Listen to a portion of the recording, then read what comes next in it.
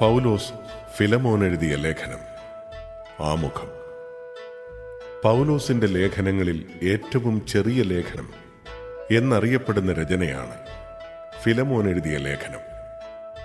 തടവറയിൽ നിന്ന് എഴുതുന്നു എന്ന് വ്യക്തമായി പറയുന്നതിനാൽ പൗലോസിന്റെ ബന്ധനകാല ലേഖനങ്ങളുടെ പട്ടികയിൽപ്പെടുത്തിയിരിക്കുന്ന രചനകളിൽ ഒന്നാണിത്. ഒരു വ്യക്തിയെ അഭിസംബോധന ചെയ്തുകൊണ്ട് എഴുതിയിരിക്കുന്ന ലേഖനമാണെന്ന പ്രത്യേകത കൂടി ഇതിനുണ്ട്. ഒരു വ്യക്തിക്കാണ് എഴുതിയിരിക്കുന്നതെങ്കിലും സഭാ സമൂഹത്തിൽ വായിക്കുന്നതിനായി എഴുതപ്പെട്ടതാണ് ഈ ലേഖനം.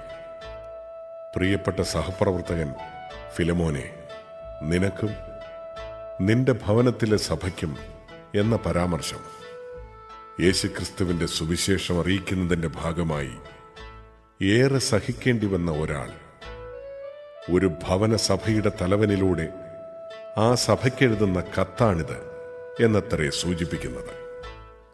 സ്വീകർത്താക്കൾ ഫിലമോൻ മാത്രമല്ല, ഭവനസഭയിലെ അംഗങ്ങളും കൂടിയാണ്. ഏഷ്യ മൈനറിലെ ലിക്കസ് സമതലമാണ് ഭൂമിശാസ്ത്രപരമായ പശ്ചാത്തലമൊരുക്കുന്നത്. ഫിലമോനും സഭയും അവിടെ ആയിരുന്നിരിക്കണം. പൗലോസും ഫിലമോനും ഭവനസഭയും ഒനേസിമോസും തമ്മിലുള്ള ബന്ധം സുവിശേഷത്തിലും ക്രിസ്തുവിലും അധിഷ്ഠിതമാണ്. ഫിലമോന്റെ അടിമയായ ഒനേസിമോസ് ഫിലമോന്റെ അടുത്തുനിന്ന് ഒളിച്ചോടി എത്തിച്ചേർന്നത് കാരാഗൃഹവാസിയായ പൗലോസിന്റെ അടുത്താണ്.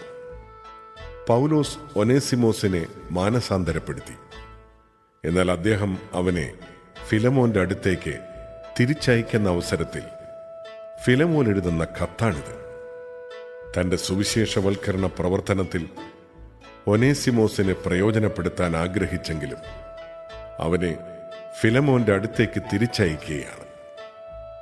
അവനെ ക്രിസ്തുവിൽ സഹോദരനായി തിരിച്ചെടുക്കണമെന്നാണ് അഭ്യർത്ഥന. നിയമം അനുവദിച്ചിരിക്കുന്ന ശിക്ഷകളിൽ നിന്ന് വിടുതൽ നൽകണമെന്നും. പഴയ പാരമ്പര്യമനുസരിച്ച് ഈ ലേഖനം റോമായിലെ തടവറയിൽ നിന്ന് എഴുതിയതാണ്. എന്നാൽ ഇന്ന് ഈ ലേഖനം പൗലോസ് എഫേസോസിലെ തടവുകാലത്ത് എഴുതിയതായി പരിഗണിക്കപ്പെടുന്നു. 22-ാം വാക്യത്തിൽ എനിക്ക് നീ താമസ സൗകര്യം ഒരുക്കിത്തരണമെന്ന് ഫിലമോനോട് അഭ്യർത്ഥിക്കുന്നുണ്ട്. എഫേസോസിൽ നിന്ന് പൗലോസ് ഇങ്ങനെ ആവശ്യപ്പെടുന്നു എന്ന് കരുതുന്നതാണ് യുക്തിഭദ്രം.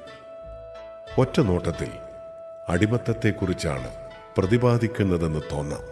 എന്നാൽ സൂക്ഷ്മ വായനയിൽ സുവിശേഷം മനുഷ്യജീവിതത്തെയും വ്യക്തികളെയും ബന്ധങ്ങളെയും രൂപാന്തരീകരിക്കാൻ ശക്തിയുള്ള യാഥാർത്ഥ്യമാണെന്നതാണ് പ്രധാന സന്ദേശം.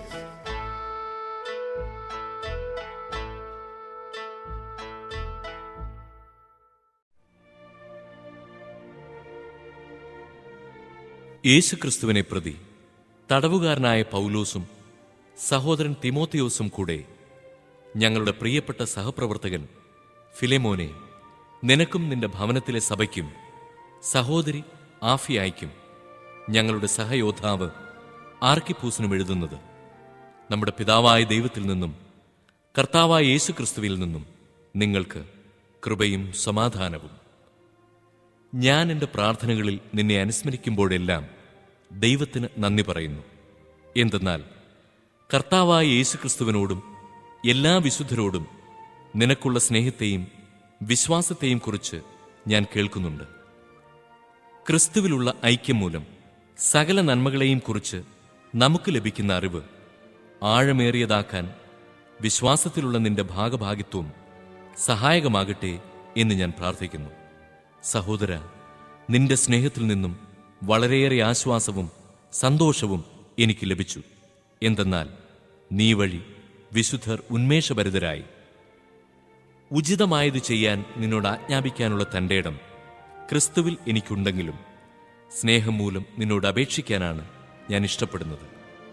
പൗലോസായ ഞാൻ വൃദ്ധനും ഇപ്പോൾ യേശുക്രിസ്തുവിനെ പ്രതി തടവുകാരനുമാണ്. എന്റെ പുത്രൻ ഒനേസിമോസിന്റെ കാര്യമാണ് നിന്നോട് ഞാൻ അപേക്ഷിക്കുന്നത്.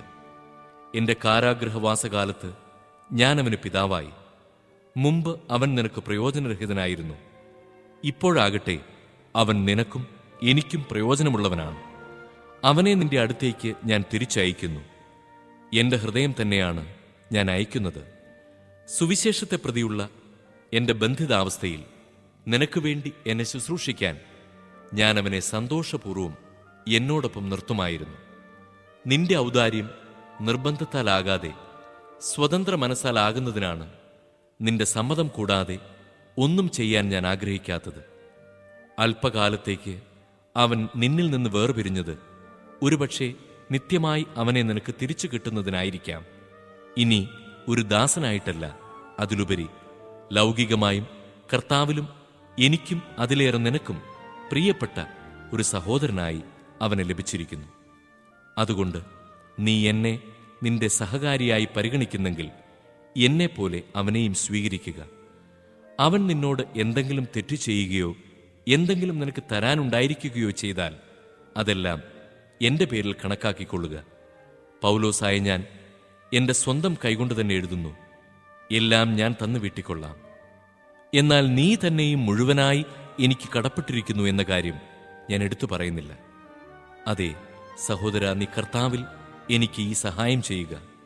ക്രിസ്തുവിൽ എന്റെ ഹൃദയത്തെ നീ ഉന്മേഷഭരിതമാക്കുക. നിന്റെ വിധേയത്വത്തിൽ വിശ്വസിച്ചുകൊണ്ടും ഞാൻ ആവശ്യപ്പെടുന്നതിലധികം ചെയ്യുമെന്ന് അറിഞ്ഞുകൊണ്ടുമാണ് ഞാൻ എഴുതുന്നത്. മറ്റൊരു കാര്യം കൂടി, എനിക്ക് നീ താമസ സൗകര്യം ഒരുക്കിത്തരണം. എന്തെന്നാൽ നിന്റെ പ്രാർത്ഥനകൾ മൂലം ദൈവം എന്നെ നിന്റെ അടുക്കൽ എത്തിക്കുമെന്നാണ് എന്റെ പ്രത്യാശ. യേശുക്രിസ്തുവിൽ എന്റെ കൂട്ടുതടവുകാരനായ എപ്പഫ്രാസ് നിനക്ക് അഭിവാദനങ്ങൾ അർപ്പിക്കുന്നു. അതുപോലെ തന്നെ എന്റെ സഹപ്രവർത്തകരായ മർക്കോസും അരിസ്താർക്കൂസും ദേമാസും ലൂക്കായും. കർത്താവായ യേശുക്രിസ്തുവിന്റെ കൃപാവരം നിങ്ങളുടെ ആത്മാവോടുകൂടെ ഉണ്ടായിരിക്കട്ടെ.